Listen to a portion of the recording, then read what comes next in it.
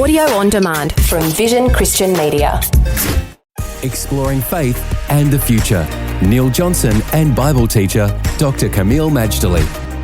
So when we look around church, there's more women than men. What is it that makes it so difficult for a man to go along to church here in Australia? Kameel, the author David Murrow in his book Why Men Hate Going to Church came up with some interesting and amusing comparisons.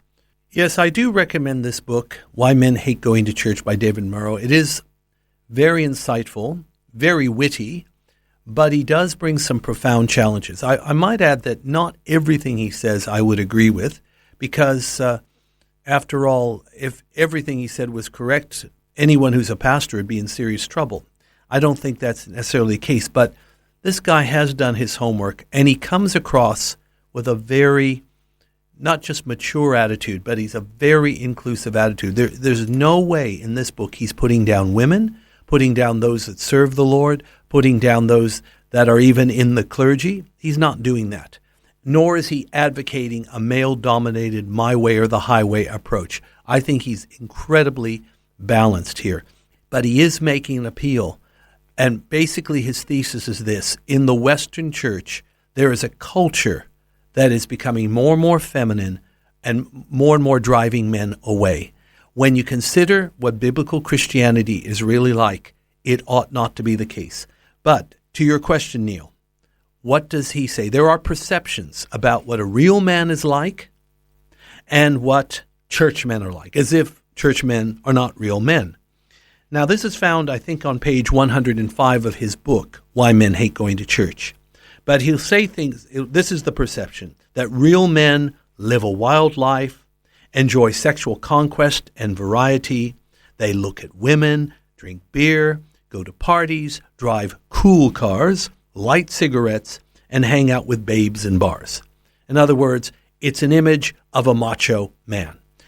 I personally have a whole thing I can talk about comparing being macho with being masculine. They're not necessarily synonymous. Macho, of course, is a more aggressive, assertive, arrogant, and ungodly, twisted form of masculinity. Anyway, what does he say about churchmen?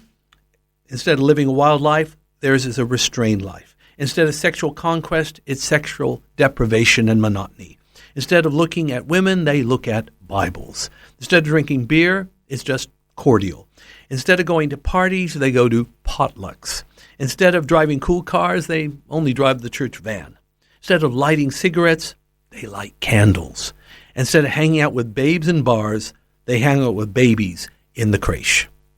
That is the perception. And so what do you do about that perception? Because in some respects, there's truth in that, isn't there? There is truth, but, even the devil, when he's telling lies to the first couple or telling lies in the Bible or telling lies today, it's not always bold-faced lies. There is some truth twisted. Yes, what do we do about it? Well, like anything else in life, Neil, we have to recognize that there is a problem. And it's a problem that should be addressed. As long as we don't think there's a problem, we're not going to have a solution. First, we admit there's a problem. Second, we go and analyze why there is this problem. Yes, I do agree with Murrow's thesis that there are certain things that are culturally imposed or downloaded to us, and in order to please the culture, as if somehow we owe the culture more allegiance and pleasing than we do to God, and because we have this thing about relevance, and relevance has a place, but not as an idol that some people make it. No, we're to be serving anything and worshiping anything, it's God, and our relevance is that as we are connected with God, hearing from God, we can then focus on ministering to people. But yes, we are so culturally correct, it is driving men away, because ultimately men need a challenge. They need a sense of adventure. They are not risk adverse, so why should we?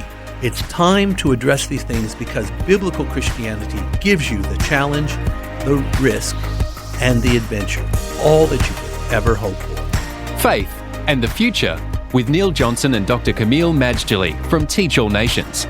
Find articles, videos and podcasts from Dr. Camille, plus today's and other episodes of Faith in the Future in the Vision app or at vision.org.au. Thanks for taking time to listen to this audio on demand from Vision Christian Media. To find out more about us, go to vision.org.au.